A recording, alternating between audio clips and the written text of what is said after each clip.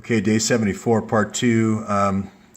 The previous version was chopped up. I don't know how it got chopped up, but I think I'm having a little bit of interference from some of the folks in Maryland here. But no Braverman yet, no Brown still, no Turi.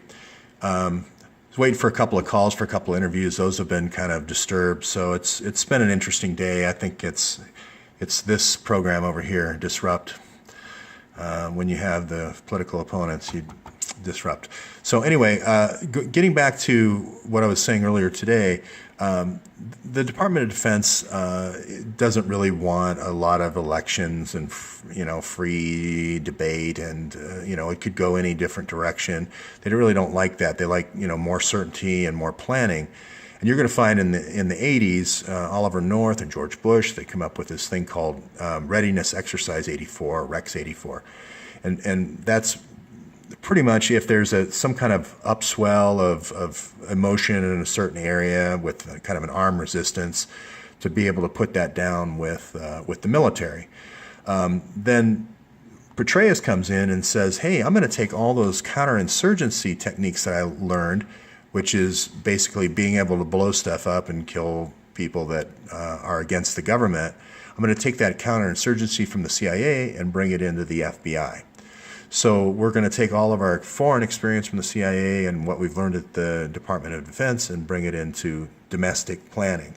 And if you look at the Mena Airport, which Oliver North and George Bush created in Arkansas, and Hillary kind of was the first administrator of, that's where this story really begins. It's a 33-year-old story, as I've said from the beginning. And Hillary has basically taken what she's learned from those activities and just kind of keeps turning up the volume. So I'm gonna point out where, she learned from, Brzezinski 33 years ago with Osama bin Laden with the Stinger missiles. She's just going to turn it up with Muslim Brotherhood into 32 countries, and she's going to add sarin gas. So that's kind of the point of this. All these topples and so forth is really kind of a means to an end. It's really to get enough money to then be able to affect this plan, which is the control of the U.S. If you're willing to put, for instance, 350,000 men a year into Vietnam, a country halfway around the world, the size of California, how many people are you willing to commit to control the U.S., which is really kind of controlling the global playing field, okay? So, interesting thing, people ask me, did you see this State Department release of the 371 emails? Yes, I did, out of the 650,000. And of course, this is a limited hangout, what they call a limited release, to show that, there's nothing to see here, folks. These are all emails from Huma saying Hillary needs to be here at this time and that time, boring logistics emails. Pay no attention to the man behind the curtain, move on. What it actually is it's odd that they would do this because it's a little bit obvious, but even in their limited hangout, they give a kind of a code between Hillary and her daughter, Chelsea, about when to move secret documents to Hillary's server, what I call the target server or the staging server. So nothing changes here. Bribe, Miami office, McCabe's using the Miami office to wall off the Haiti investigation, the quid pro quo to get more people overseas, the 5 years it's going to take to get the 650,000 emails. None of that's changed. They just released the 371 emails. So I'll show you the kind of the Hillary Chelsea code here. So Hillary has had a long history all the way back to the Lincoln bedroom of selling secrets to the Chinese and getting a lot of money for it.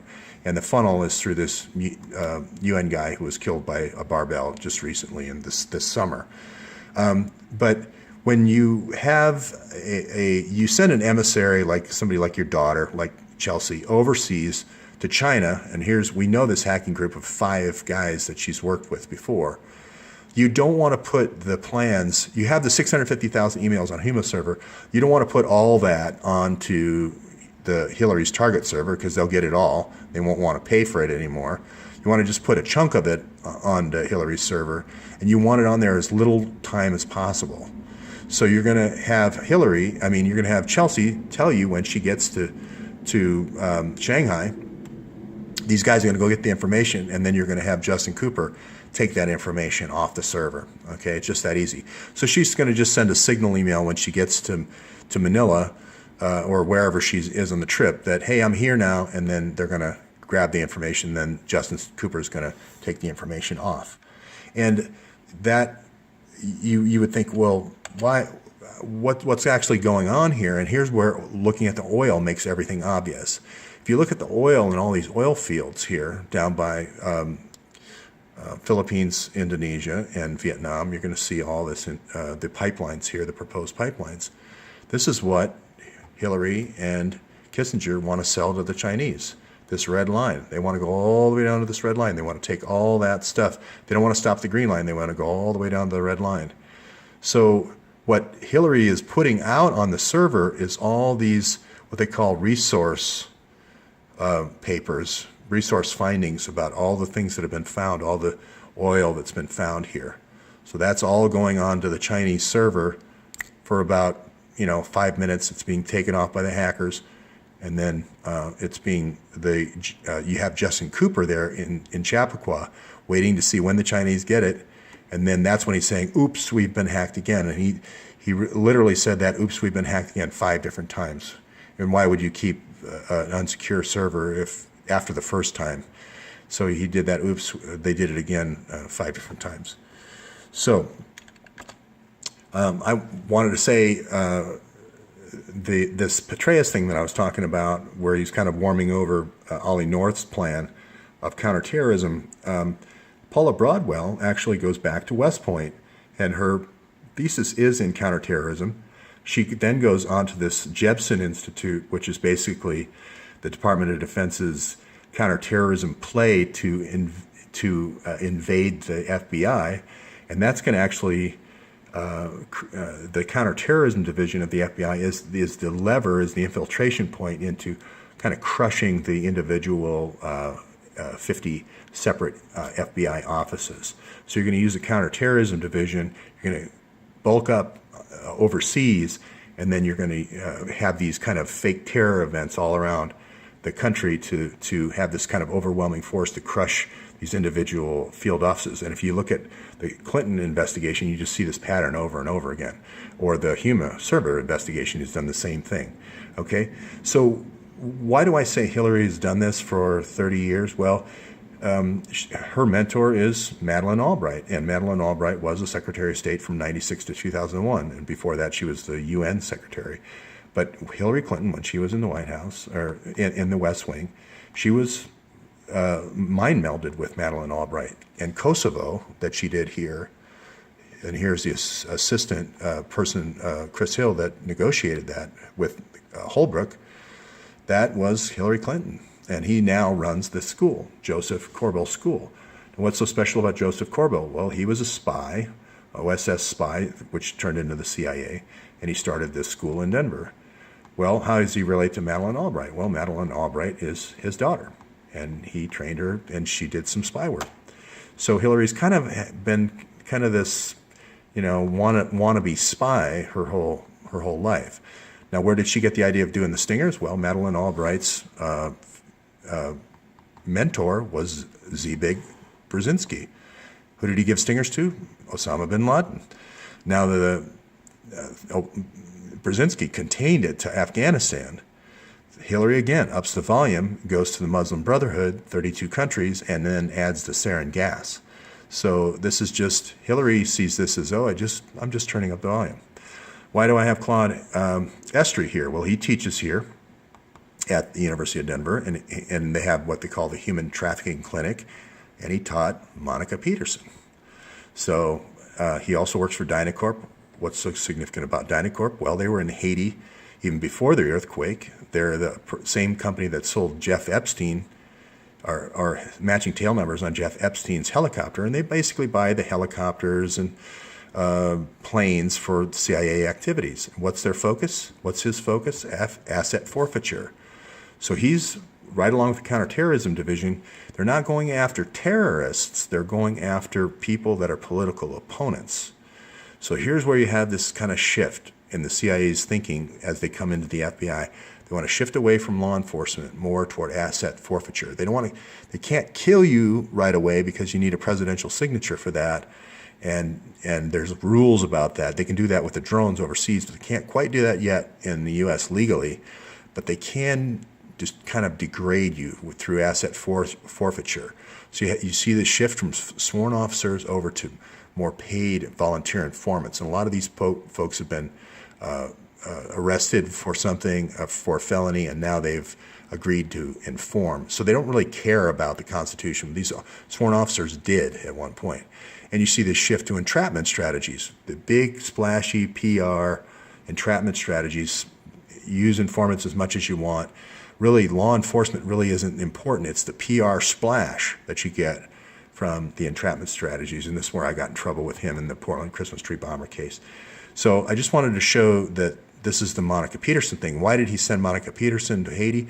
Well, it's again going back to that. You want the social justice folks, people who are really trying to do the right thing, to go to Haiti and take film of all the bad stuff happening there, and then people will send money.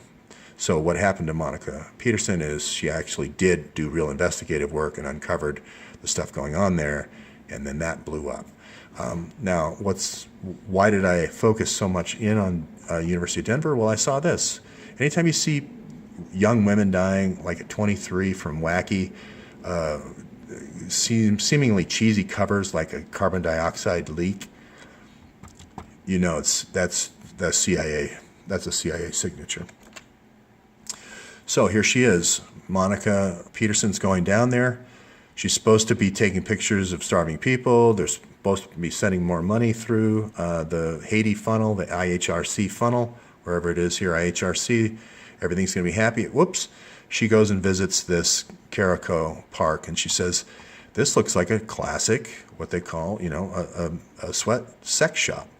So it starts as a sweatshop and then turns into where the women need to support themselves through prostitution, through this micro loan sharking, through this digital telephone app, micro loan sharking. And then she uncovers this child trafficking. So these are CIA type operations, is just like in NATO with the brownstones, using children here as kind of the bait for entrapping political heavyweights like lawyers, like politicians, generals, and judges. And that ends Monica's life. And this is the replay. Here's the Dynacorp helicopter. Here's the recruiting of the kids. Here's the using of the kids with Drumheller here at the CIA to entrap guys like Chandellon at NATO, other generals, and politicians, judges. So that's the cycle. So now, one thing I didn't mean to say is they don't wait 20 years to take advantage of these brownstone operations once they get the goods on them. They immediately get a gift, a donation, which is basically just extortion from that moment on. So I didn't mean to say that they have to wait 20 years. The Clinton Foundation can get an immediate donation through some kind of arms or weapons program like the F-35 if you're a general, or it can come through from a government donation to something like Haiti. But then later on, when you need NATO bombing campaigns in Libya, then you've got that guy completely under your control. You've got leverage on that general. Okay, that's all for today.